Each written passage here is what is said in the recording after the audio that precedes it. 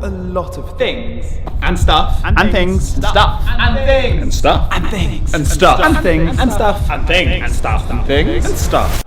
But sometimes you just need to stop. Spending money these days is far too simple. I mean, come on. Which is why I'm gonna share with you 8 things that I've stopped buying to put a hell of a lot of money back in my pocket. One of the best ways of growing wealth in the long term is to constantly spend below your means. And no, I'm not telling you in this video that you need to cut out that Starbucks. Stop buying coffee! Was that recording? Instead, hopefully, I'll share with you some of the things my money no longer goes towards to give you a little bit of inspiration. Cars. Or more specifically, brand new cars. Now don't get me wrong, I have dreamt my entire life of owning an Audi R8. However, I'm also aware that brand new cars lose 10% of their value just being driven off the lot. And to make it even worse, after 3 years, they're only worth 50%. And for that reason, I'll be sticking with this beautiful Renault for as long as it lasts. Instead of buying a new car, try and focus on putting that money towards an asset instead of a liability. Something that's gonna grow that money. And that way you'll be able to afford your own version of an Audi R8 without being put into crippling debt in your 20s. Cheers. Luxury brands. You will very rarely see me wearing a luxury branded piece of clothing. Before you jump to conclusions, this is a £30 jumper from Goose & Gander. Not sponsored, but feel free to hit me up. It's well known that luxury brands are there to target people on lower incomes who want to look as if they're wealthy. If you're able to switch your mindset from wanting to look wealthy to wanting to become wealthy, then not buying luxury brands is gonna become a really easy thing to do. Now, I do wanna quickly caveat this with saying I will spend more money on a quality piece of clothing. You know, those items that will last longer and that I'm gonna wear all the time. But good quality doesn't need to have a badge on it. Are you sure that's not a duck? Are you seriously still thinking about the bloody goose? Number 3, sales. Have you ever walked past that shop with the shiny red sale sign in the window and before you know it, you're walking out of that shop with 2 bags in each hand filled with things you didn't even know you wanted? Yep, that's the dreaded power of sales. Don't get me wrong, I love a good sale, but only when it's for items that I previously wanted prior to them being on sale. As the holy Martin Lewis once said, if you were going to buy it anyway and it's half price, great, you've saved 50%. If you weren't gonna buy it, but do because it's 50%, you've wasted 100%. At the end of the day, sales are just tactics by brands to make you buy more. One stat that I know is going to blow your mind is that 90% of items put on sale on Black Friday have been cheaper at an earlier point in the year. Come on. So let's leave it with this. If you wouldn't buy an item when it's not on sale, don't buy it just because it is. Individual stocks. Technically, I am still spending the money that used to go into individual stocks because that money is still going into my investments. It's just not going into individual stocks, if you get what I mean.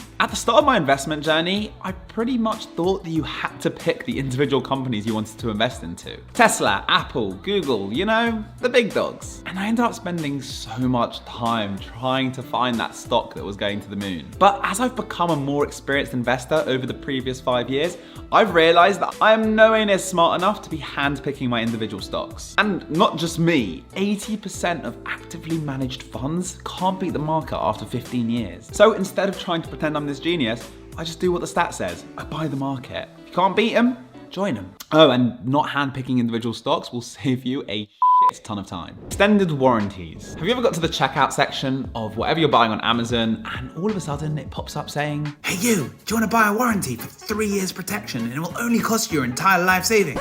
Nah, I'm good. And that's for 2 reasons. Number 1, most of my stuff is covered by my general content policy insurance. Why would I insure the same item twice? And number 2, when it is 2 years down the line and that item you bought does potentially break, are you really gonna be remembering A, if you even bought the policy, and B, where you got it from? I'm paying right now maybe £10, £11 to cover every single item in my house. Why would I pay way more than that for that one random thing off the internet? Can you tell that I don't like extended warranties? Single event clothing. Before I started filming this video, I actually ran upstairs to quickly check that I would be practicing what I preached. Turns out there is one item in there that could technically be counted as a single event item, but I think you're gonna let me get away with it. It was my wedding suit. Which, if there was gonna be any exception to the rule, that would be it. Why is buying single event clothing so bad? Well, let me give you 3 reasons. Number 1, if you're never gonna wear it again, it's probably not that nice. Number 2, it's pretty wasteful in a time where everyone's constantly trying to do their bit for the planet. Number 3, I guarantee it's crazily overpriced. And number 3 definitely applied to my wedding suit. But having said that, I got married 5 months ago and I have worn that suit a further 3 times since then. So I'm happy to preach this section.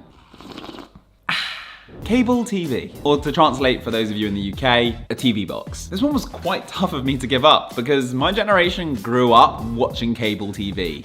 Simpsons every day after school at 5 p.m? Yes, please. But the truth is, with more and more streaming services coming out, is cable TV really necessary? About 5 months ago when I moved into this house and I was setting up the internet, the salesman on the phone was trying so hard for me to buy their TV package. It makes the Wi-Fi cheaper, you can record live TV. You know the spiel. And to be honest, I almost went for it.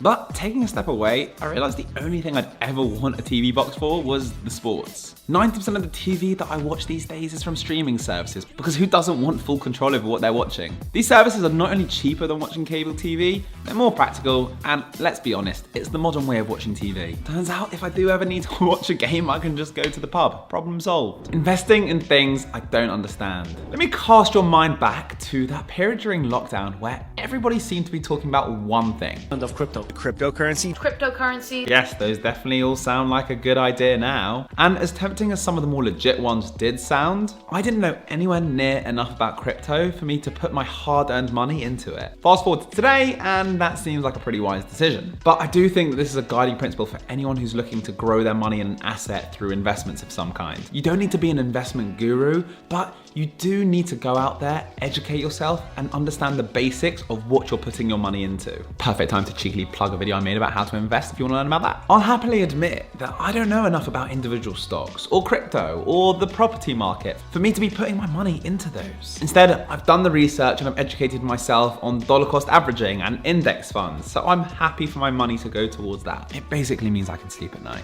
Now let me flip the question to you. What have you stopped buying that has saved you a lot of money? I'm looking for ideas for the next video. Seeing as you now know exactly where my money doesn't go, you might as well watch this video to find out where it does go. Why haven't you clicked it yet?